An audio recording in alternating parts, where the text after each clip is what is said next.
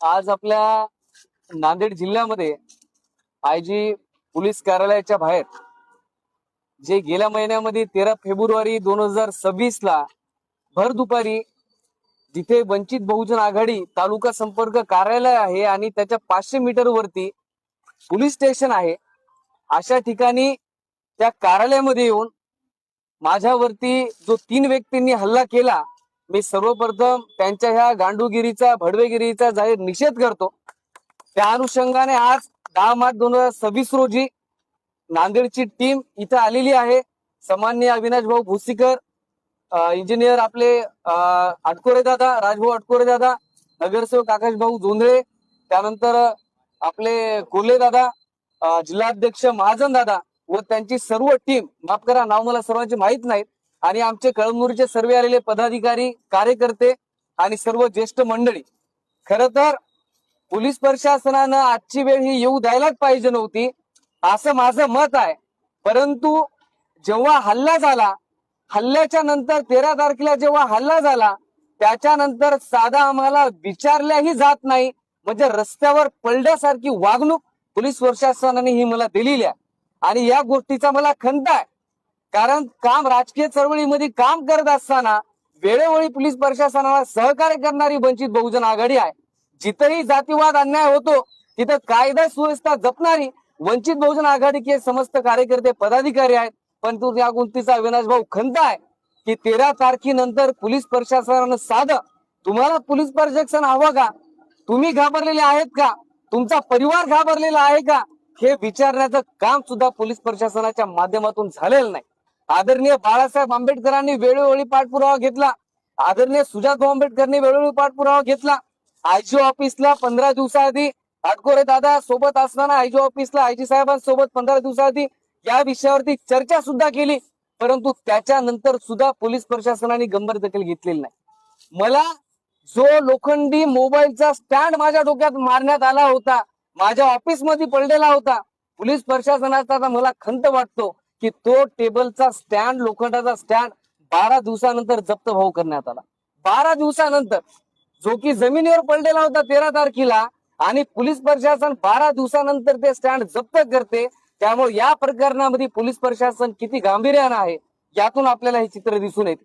मी वारंवार 15 दिवसामध्ये पोलीस प्रशासनाला सांगत आलो की जेव्हा गाडी हल्ला करून जात असताना तुम्ही गाडीचा सीसीटीव्ही फुटेज तुम्ही जप्त केला, त्या शहरामध्ये 12 तारखेला सुद्धा गाडी माझ्या पत्त्यावरती होती, 13 तारखेला सुद्धा गाडी सकाळी 8 ते 9च्या सुमारास ती गाडी शहरामध्ये आली होती।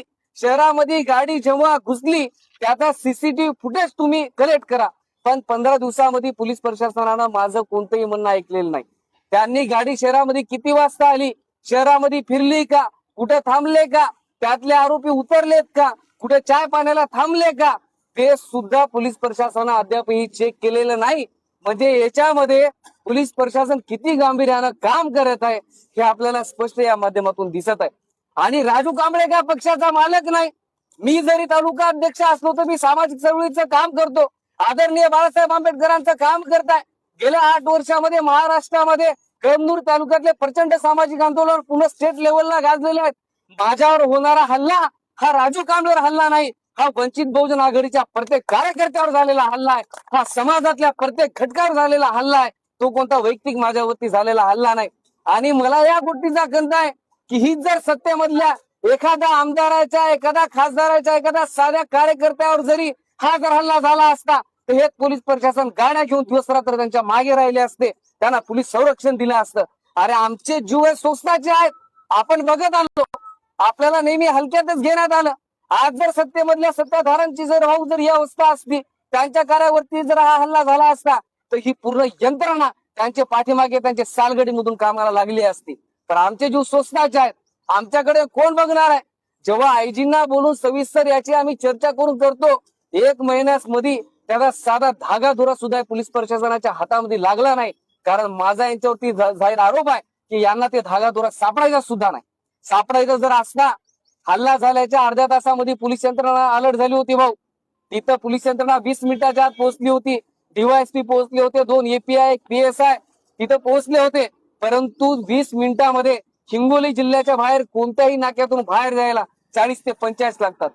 कोणत्याही पोलीस यंत्रणेनं कोणत्याही टोल नाक्यावरती किंवा हिंगोली बाउंड्रीच्या बाहेर जाणार रोडवरती एकही पोलीस यंत्रणा अलर्ट करून त्यांनी सांगितलं नाही की ही सदरील ठिकाणची कार ही कार येत आहे, या कारला पकडा म्हणून. त्याच दिवशी आता निष्काळजीपणा झालेला आहे. त्यामुळे पोलीस यंत्रणेचा याच्यामध्ये हात असावा, आमचा त्यांच्यावरती जाहीर आरोप आहे. संशयिताचे नावं दिले, ज्या मुख्य संशयिताचं नाव दिलं तो संशयित व्यक्ती वाशिम जिल्ह्यातून तडीपार व्यक्ती आहे आणि त्या व्यक्तीसोबत कळमनुरी शहरामधले हे हरामखोर साले काँग्रेस राष्ट्रवादीचे 5-5 नगरसेवक त्याच्या सोबत जाऊन तिथं पोलीस यंत्रणेवर दबाव देतात. राष्ट्रवादी काँग्रेसचे सत्तेत असणारे नगरसेवक त्या मादरचोद ज्याच्या संशयाचं नाव घेतलं त्याच्यासोबत 5 नगरसेवक पोलीस स्टेशन कार्यालयामध्ये जातात आणि तिथे याची गवाही देतात की हा व्यक्ती चांगला आहे, हा व्यक्ती फलान आहे, हा व्यक्ती भिस्तान आहे आणि या पोलीस प्रशासनाचा कधी मालक आहे त्याला ती वागणूक त्या पोलीस स्टेशन मध्ये या संशयितांना देण्यात येत आहे आणि आजही देण्यात आली. जो व्यक्ती तडीपार आहे वाशिम जिल्ह्यातून ज्यांचे प्रकरण आम्ही उचललेले आहेत अशा तडीपार व्यक्तीला तिथं सन्मानाची वागणूक भेटते आणि आम्हाला इथं आपल्याला इथून धरणे आंदोलन करावं लागत आहे. म्हणजे शोकांतिका कोणापुढे मांडायची, कशी व्यक्त करायची हा सुद्धा प्रत्येक कार्यकर्त्याने विचार केला पाहिजे. त्यामुळं पोलीस यंत्रणेवरती आमचा विश्वास आहे, पण पोलीस यंत्रणेला जर वाटत असेल की हा व्यक्ती आज ओरडतील, आज आंदोलन करतील, उद्या शांत बसतील, तर मला त्यांचा जाहीर इशारा आहे की ही लढाई प्रस्थापितांच्या विरोधातली लढाई आहे. ही लढाई माझी एकट्याची नसून प्रत्येक कार्यकर्त्याची लढाई आहे. जोपर्यंत आरोपी शांत बसणार नाहीत तोपर्यंत हा लढा तीव्र होत जाईल. उद्या कळमनुरी तालुक्याचंही 10 दिवसामध्ये मोठं आंदोलन आहे.